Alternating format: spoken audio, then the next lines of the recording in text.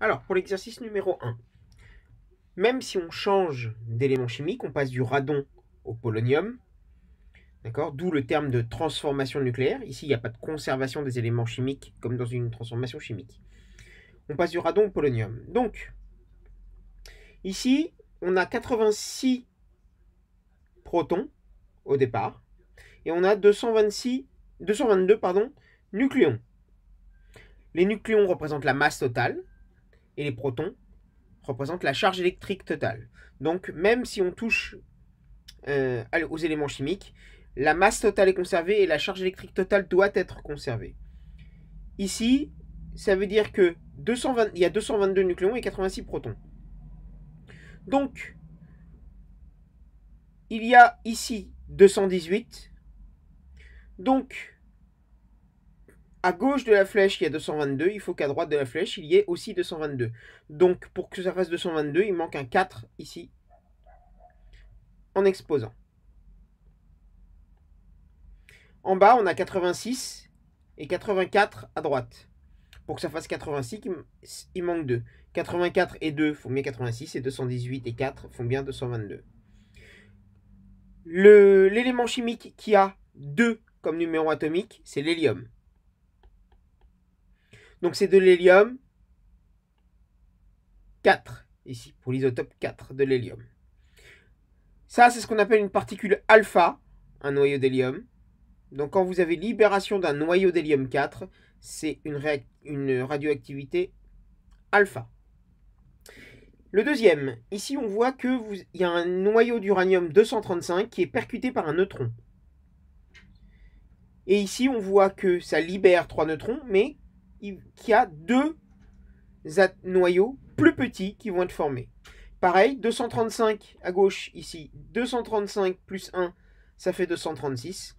Ça veut dire que le chiffre qui doit être ici, plus 84 plus 3 fois 1, doit faire 236. Ok ?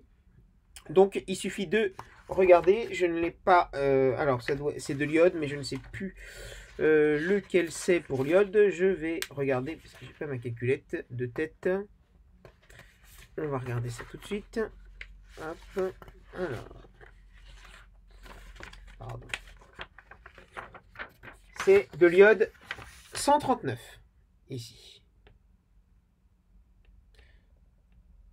139 plus 94 plus 3 fois 1 fait bien 235. Okay.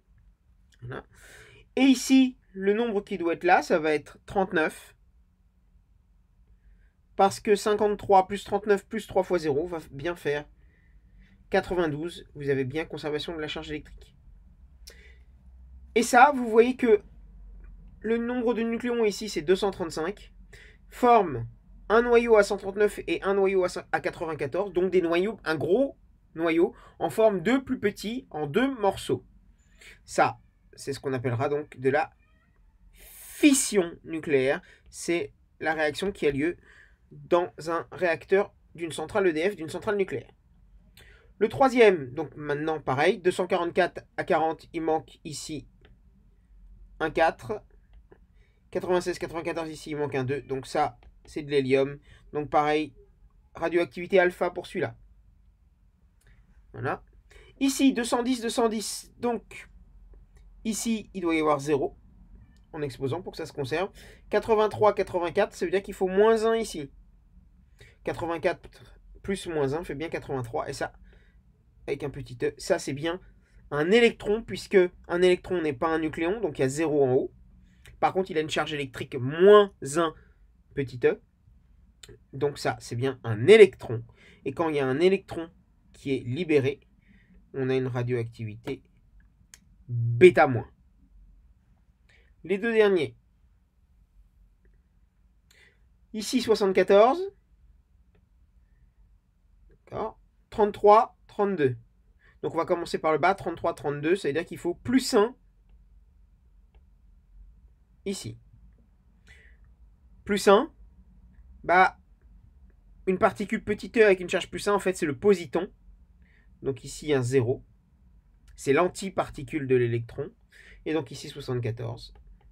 Et quand vous avez un positon qui est émis, c'est une radioactivité bêta+. Ici, pour être conservé ici, il faut un 1. 1 plus 1 égale 2. Et ici, un 1. 2 plus 1 égale 3. Donc là, vous avez l'isotope 2 de l'hydrogène, donc ce qu'on appelle un deutérium, va percuter un noyau d'hydrogène 1. Donc deux petits noyaux vont vous voyez, un 2 et un 1, vont former un plus gros où il y a un 3. Ça, deux noyaux petits pour en former un plus gros, c'est de la fusion nucléaire, c'est la réaction qui a lieu dans les étoiles.